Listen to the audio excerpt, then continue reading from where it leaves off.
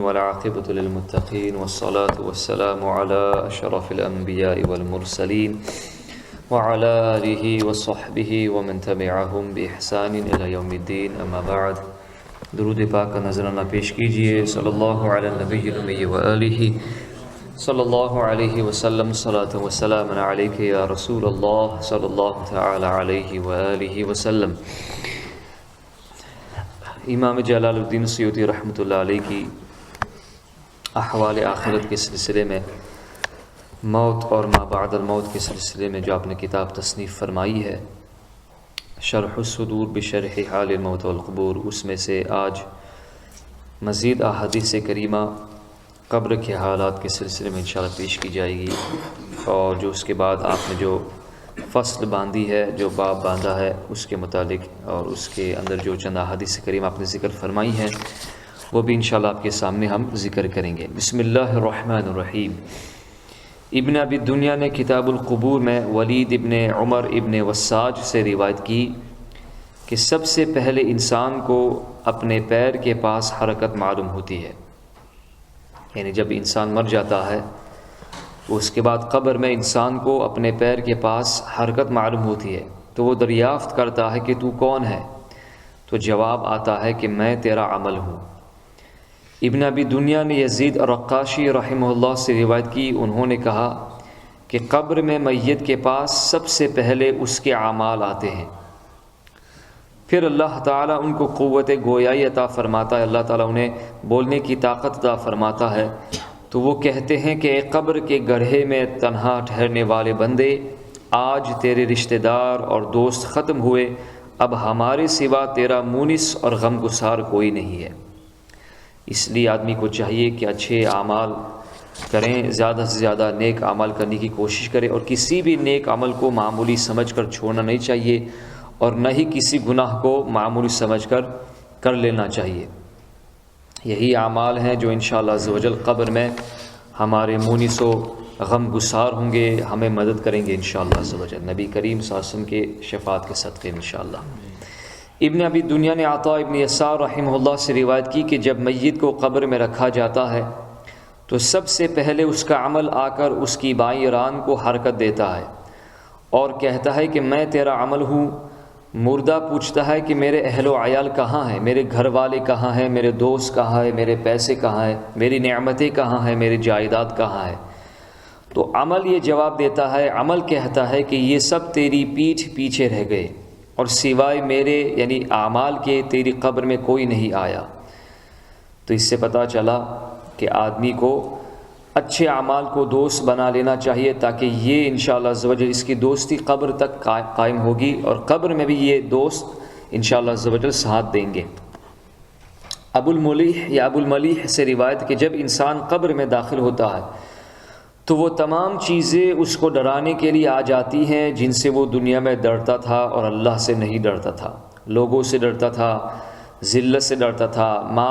مال پیسے کی کمی کے بارے میں ڈرتا تھا، بزنس ختم ہو جانے کے سلسلے میں ڈرتا تھا۔ تو یہ ساری چیزوں کو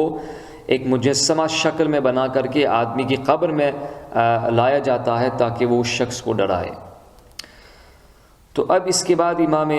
سیوطی رحمۃ اللہ علیہ نے ایک باب باندھا ہے، سرخی قائم کی ہے، قبر کا مردے سے خطاب، قبر کس طریقے سے مردے سے خطاب کرتی ہے۔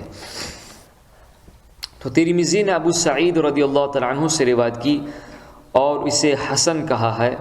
درجہ حسن قرار دیا ہے کہ رسول اللہ صلی اللہ علیہ وسلم نے فرمایا کہ لذتوں کے توڑنے والی چیز کا ذکر بکثرت کیا کرو، وہ چیز جو لذتوں کو ختم کر دی گئی یعنی موت، اس کو بکثرت یاد کیا کرو، کیونکہ قبر ہر روز کلام کرتی ہے کہ میں تنہائی اور مسافری کا گھر ہوں، میں کیروں اور مٹی کا گھر ہوں، اور جب مومن مدفون ہو جاتا ہے تو قبر مرحبا کہتی ہے اور کہتی ہے کہ تو میری پشت پر چلنے والوں میں سب سے زائد محبوب تھا، اور اب تو مجھ میں سما گیا ہے، تو اب تو میرا برتاؤ اپنے ساتھ دیکھ لے گا۔ پھر وہ قبر اس کے لیے حد نگاہ تک فراخ اور کشادہ ہو جاتی ہے، اور اس کے لیے جنت تک ایک دروازہ کھل جاتا ہے۔ لیکن جب فاجر و کافر انسان مدفون ہوتا ہے تو قبر ناراضگی کا اظہار کرتی ہے اور کہتی ہے کہ تو میری پشت پر چلنے والوں میں میرے نزدیک سب سے برا تھا، سب سے زیادہ مبغوض ترین تھا، اور اب تو مجھ میں سما گیا ہے، تو اب تو میرا برتاؤ اپنے ساتھ دیکھ لے گا کہ میں تیرے ساتھ کیا کرتی ہوں۔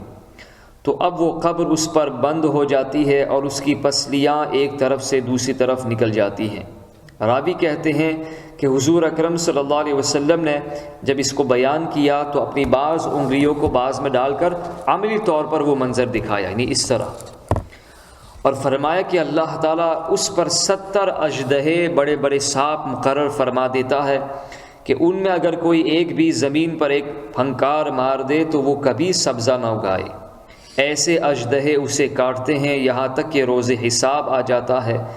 راوی کہتے ہیں کہ رسول اللہ صلی اللہ علیہ وسلم نے ارشاد فرمایا کہ قبر یا تو جنت کے باغوں میں سے ایک باغ ہے اور یا جہنم کے گڑھوں میں سے ایک گڑھا ہے۔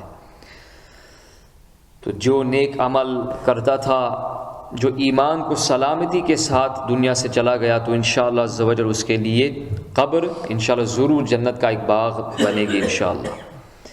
طبرانی نے کتاب الاوسط میں المعجم الاوسط میں سیدنا ابو ہریرہ رضی اللہ تعالیٰ عنہ سے روایت کی، انہوں نے بیان کیا کہ ہم رسول اللہ صلی اللہ علیہ وسلم کے ہمراہ ایک جنازے میں شریک ہوئے تو آپ صلی اللہ علیہ وسلم نے ارشاد فرمایا کہ ایک دن ایسا آئے گا کہ جب یہ بزبان فصیح پکار کر کہے گی کہ اے انسان، تو نے مجھ کو کیوں کر بھلا دیا تھا؟ ہر شخص کے لیے میں تنہائی، مسافری، وحشت اور کیڑے مکوڑوں کا گھر ہوں، سوائے اس شخص کے جس کے لیے اللہ تعالیٰ مجھے فراخ کر دے۔ پھر نبی کریم صلی اللہ علیہ وسلم اس کے بعد ارشاد فرمایا کہ قبر جنت کے باغوں میں سے ایک باغ ہے یا دوزخ کے گڑھوں میں ایک گڑھا ہے۔ ابن ابی دنیا، حکیم ترمذی، ابو یعلا، ابو احمد اور حاکم نے کتاب الکنہ میں، اور امام طبرانی نے المعجم الکبیر میں، اور ابو نعیم نے ابو الحجاج الثمالی رحمہ اللہ سے روایت کی کہ رسول اللہ صلی اللہ علیہ وآلہ وسلم نے ارشاد فرمایا کہ جب قبر میں مردہ رکھا جائے گا تو قبر کہے گی کہ کیا تو نہیں جانتا کہ خرابی ہو تیرے لیے؟ میں فتنہ، تاریکی اور کیڑے مکوڑوں کا گھر ہوں۔ اے انسان، تو میرے پاس سے اکڑتا ہوا گزرتا تھا، اکڑ کر چلتا تھا۔ اگر نیک ہوگا تو قبر میں جواب دینے والا فرشتہ جواب دے گا کہ اگر یہ مردہ نیکی کا حکم کرنے والا اور برائی سے روکنے والا ہو تو کیا ہوگا؟ تو قبر کہے گی کہ تب تو میں اس کے لیے سرسبز ہو جاؤں گی اور جسم اس کا منور ہو جائے گا اور اس کی روح بارگاہ الہی میں چلی جائے گی۔ ابن مندہ نے کتاب الارواح میں بسند مجاہد رسول اللہ صلی اللہ علیہ وآلہ وسلم سے روایت کی کہ آپ صلی اللہ علیہ وسلم نے ارشاد فرمایا کہ جب مومن کی موت کا وقت ہوتا ہے تو ایک فرشتہ اچھی صورت اور خوشبو میں مہکتا ہوا آتا ہے اور اس کی روح قبض کرنے کے بعد بیٹھ جاتا ہے، اور اس کے پاس 2 فرشتے جنت کی خوشبو اور کفن لاتے ہیں اور اس سے کچھ دور بیٹھ جاتے ہیں۔ پس ملک الموت اس کی روح نکالتا ہے۔ جو ہی وہ روح ملک الموت کے پاس آتی ہے، جلدی سے وہ دونوں فرشتے اس کو لے لیتے ہیں اور اس کو جنت کی خوشبو اور کفن میں رکھ کر جنت کی طرف لے جاتے ہیں۔ تو اس کے لیے آسمان کے دروازے کھول دیے جاتے ہیں اور آسمان کے فرشتے اس کو دیکھ کر خوش ہوتے ہیں اور وہ اس کا اچھا نام لے کر کہتے ہیں یہ خوشبودار روح کس کی ہے؟ تو بتایا جاتا ہے کہ یہ فلاں بندے کی پاک روح ہے۔ اب وہ جس آسمان پر بھی گزرتے ہیں وہاں کے مقرب فرشتے ان کے ہمراہ ہو لیتے ہیں، جا کر اسے عرش الہی کے نیچے خدا کے سامنے رکھ دیا جاتا ہے۔ اس کے اعمال علیون سے نکالے جاتے ہیں۔ تب اللہ تعالیٰ فرشتوں کو گواہ کر کے فرماتا ہے کہ گواہ رہو، میں نے اس عمل والے کی مغفرت فرما دی، اور اس کی کتاب اعمال کو مہر لگا کر علیون میں رکھ دیا جاتا ہے۔ پھر اللہ تعالیٰ ارشاد فرماتا ہے کہ میرے بندے کی روح کو زمین کی طرف واپس لے جاؤ، کیونکہ میں نے ان سے وعدہ کیا ہے کہ میں ان کو اسی مٹی سے اٹھاؤں گا۔ پس جب مردے کو قبر میں رکھا جاتا ہے تو زمین کہتی ہے کہ جب تو میری پیٹھ پر چلتا تھا تو میرے نزدیک پسندیدہ تھا، محبوب تھا، اب جب کہ تو میرے پیٹ میں آ گیا ہے تو کیا حال ہوگا؟ اب میں تجھے بتاتی ہوں کہ میں تیرے ساتھ کیا اچھا سلوک کرنے والی ہوں۔ تو اس کے لیے اس کی قبر حد نگاہ تک فراخ اور کشادہ کر دی جاتی ہے اور اس کے پیر کے پاس ایک دروازہ جنت کی طرف کھول دیا جاتا ہے، اس سے کہا جاتا ہے کہ جو اللہ تعالیٰ نے تیرے لیے تیار کیا ہے اسے دیکھ، یعنی جنت کے اندر جو عالی شان مکانات تیار کیے ہیں اسے دیکھ۔ اور ایک دروازہ سر کی طرف کھول دیا جاتا ہے اور کہا جاتا ہے کہ اب وہ دیکھو جو اللہ تعالیٰ نے تم سے ٹال دیا، جو جس جگہ سے اللہ تعالیٰ نے تمہیں محفوظ کیا ہے جہنم سے، اسے بھی دیکھ لو۔ پھر اس سے کہا جاتا ہے کہ اب ٹھنڈی آنکھوں سے سو جا، لیکن اس کے نزدیک سب سے پسندیدہ چیز یہ ہوتی ہے کہ قیامت جلد قائم ہو جائے تاکہ جلد اپنے محبوب کے ساتھ مل جاؤں اور انہی کے ساتھ جنت الفردوس میں چلا جاؤں۔ اللہ تعالی ہم سب کو موت آنے سے پہلے توبہ نصوحہ کرنے کی توفیق عطا فرمائے، اس دنیا فانی سے اچھے اعمال کی پونجی لے کر آخرت کی طرف کوچ کرنے کی ہم سب کو اللہ تعالیٰ سعادت اور توفیق عطا فرمائے۔ اللہ تعالیٰ ہماری آخرت کو ہماری دنیا سے بہترین فرمائے۔ صلی اللہ علی النبی الامی و آلہ صلی اللہ علیہ وسلم، صلاۃ و سلام